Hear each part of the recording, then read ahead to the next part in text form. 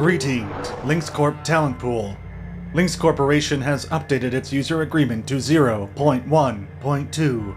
Before we begin, I would like to go over what is and isn't safe to be disintegrated utilizing the stinger function on your cutting tool, should the need arise. Fuses. Okay. Coolant tanks.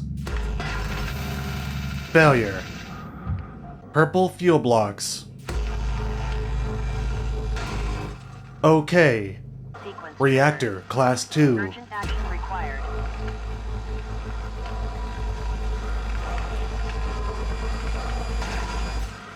Okay. Thruster.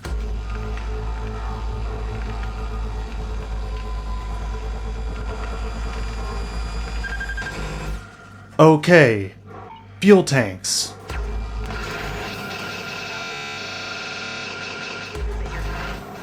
Failure. LYNX Corporation would like to remind you that the stinger function has not been fully implemented, and its effects on these objects will be subject to change. Some shipbreakers also mistake the cutting tool to function the same as the stinger tool. Please be mindful of what tool you are using to avoid causing unnecessary explosive reactions and damage to LYNX property. Thank you. I will now connect you with Engineer Jace. We will be monitoring this radio broadcast for training purposes. Welcome back, Cutter. It's good to see you still alive and kicking. Head on over to the Gecko there and begin extracting the sensor tower on top. Grip onto the nanocarbon plating to avoid too much unnecessary movement as you send it to the barge. Alright, great work there, Cutter. Now head on into the Gecko to pressurize it and begin detaching the cockpit from the rest of the ship. I'd like to inform you that there's been an update to the LYNX User Agreement, as it's now version 0.12. What does that mean? Well, not everything functions quite the same as it used to. For instance, you can now purchase universal utility keys from the Vendatron 9000 for 50,000 credits. However, in this training session, we'll be assuming you don't have an access key. Enabling radio broadcast. Pressure level decreasing.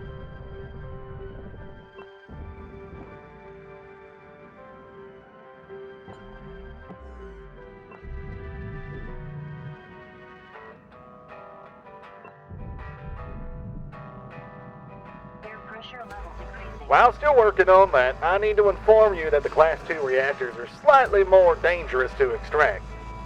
Once both the coolant and fuel lines have been disabled, the meltdown sequence will begin. But don't worry, all the things we went over last time still apply here. I just thought I'd give you a heads up before the going gets tough.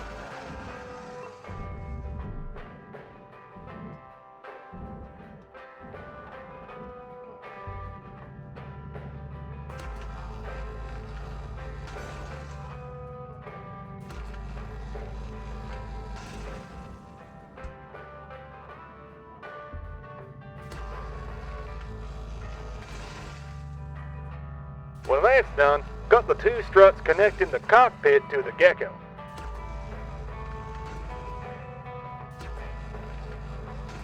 Make sure you remove the storage bins as well. Objects connected to the parts of the vessel are strong enough to keep the whole thing tied together. Okay now, I want you to detach the coolant pod from the front of the vessel. Now, cutters have been reporting that physics isn't quite what it used to be. Some even reporting pods flinging themselves straight into something the moment they're detached. I know it sounds scary, but in order to avoid this from happening, I want you to clamp your left hand onto the center of the pod, crank on your suit's brake system, and rip the pod off its hinges with the grapple gun. If done correctly, you'll save yourself a whole lot of hassle in the long run. Okay, with the coolant pods pulled off and the cockpit detached from the Gecko, stinger the frontal glass panel ahead of the pilot seat and tether the front of the ship to the master jack. In time, this will ensure there's a large enough gap to extract the coolant pods and the power generator. In the meantime, let's get to work on disabling the fuses that keep the power generator online. Either place a hand on the red lights or move your head close enough and your LYNX audio system will kick in. Hear the beeps? Good. Now time turning the valve from when the light system turns off. As long as no red lights are on, you can safely extract the fuses. Once all three are removed, you can pull out the power generator without damaging it. Make sure to pick up the fuses too for a little extra cash on the side.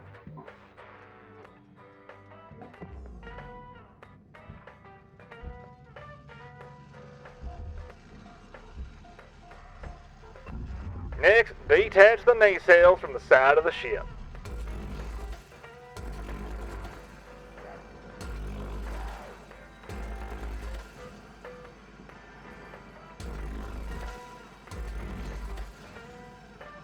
While you're at it, partner, you ought to rip out those fuel canisters as well, as they're part of the work order. Use the same technique like you did with the coolant pods, and just keep a cool head. You'll come out just fine, trust me.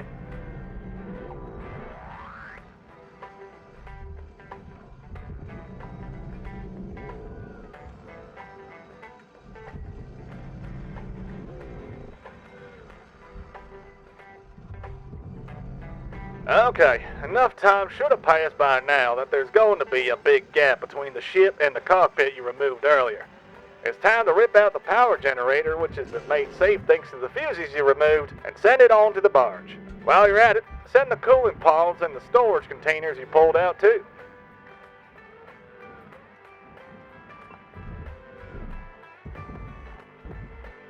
Credits.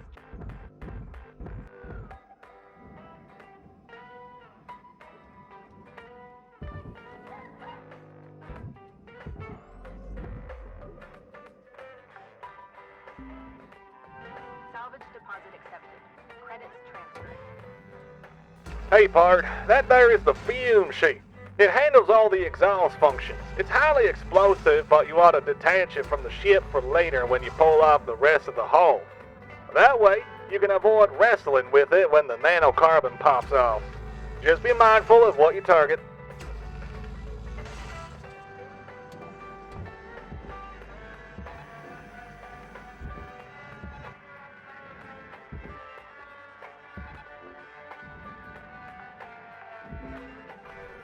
Salvage secured. Account credit applied.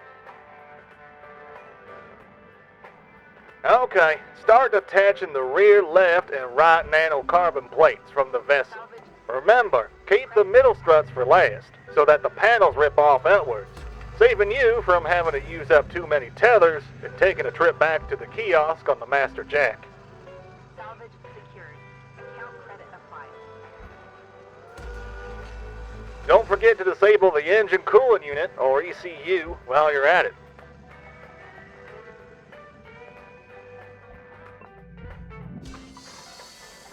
Just rip off the door and the 3 coolant pods inside, collect them, and you'll be golden.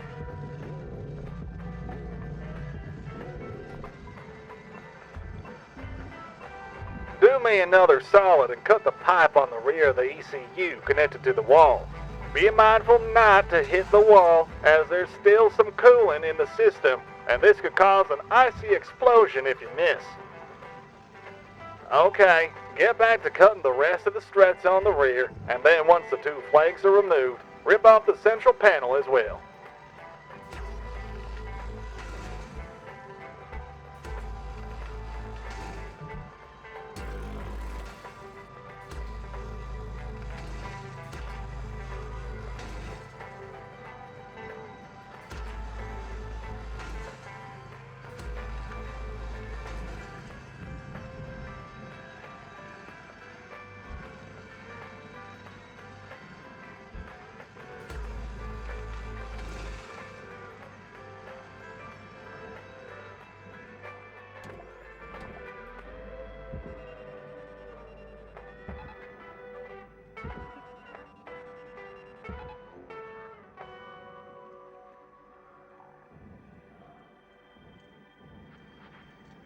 Clear any blockages from the reactor and send them to their appropriate facility.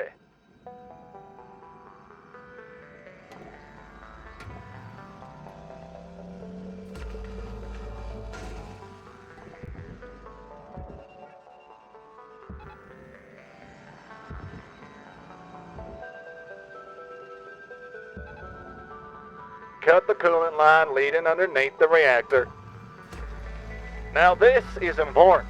Cut the 4 diagonal bars underneath the reactor plating in preparation for the extraction. This will ensure there are no snags when the meltdown begins.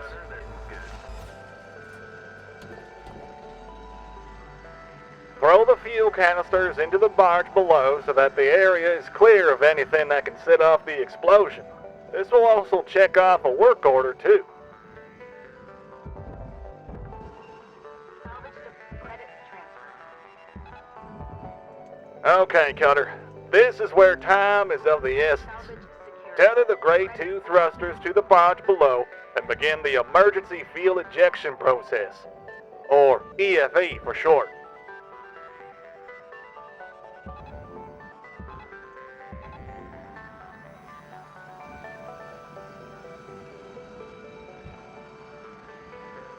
Once you've completed the EFE, the reactor is going to begin mounting down.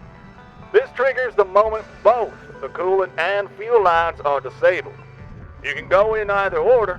In this case, we did the coolant system first and the fuel line second. Now that the EFE is complete, tether the block at the bottom of the reactor to the barge. Once that's done, cut the remaining fuel lines attached to the bottom of the reactor and watch closely as it begins to get pulled out into the barge below.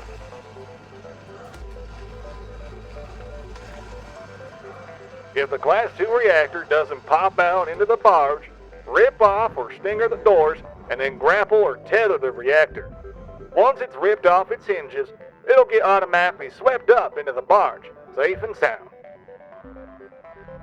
Salvage secured. Credits deposited. Whew, well, I never doubted you for a second, Pard. That's some damn fine work. You work well under pressure.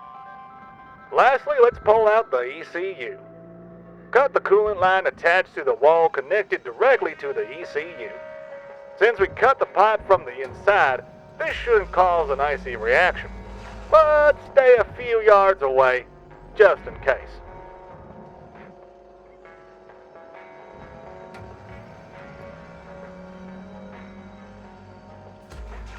Send the pipes to the processing unit, then stinger the wall on the side where the ECU is.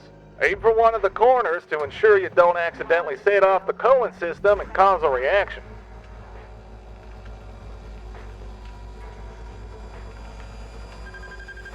Once the wall has been disabled, yank out the ECU with your grappler and either tether or push it into the barge below.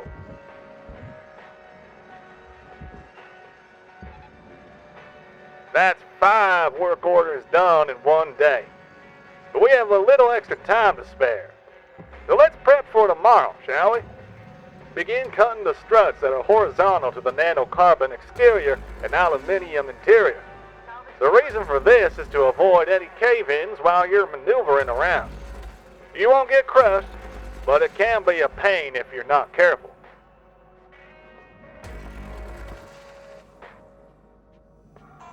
Oh no, looks like some of the nanocarbon from earlier is getting sucked into the black hole that is the forge.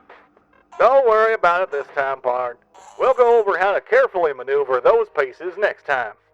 Well, that appears to be our time for today. Congratulations on an excellent and very productive day, Cutter. Until next time, stay safe out there.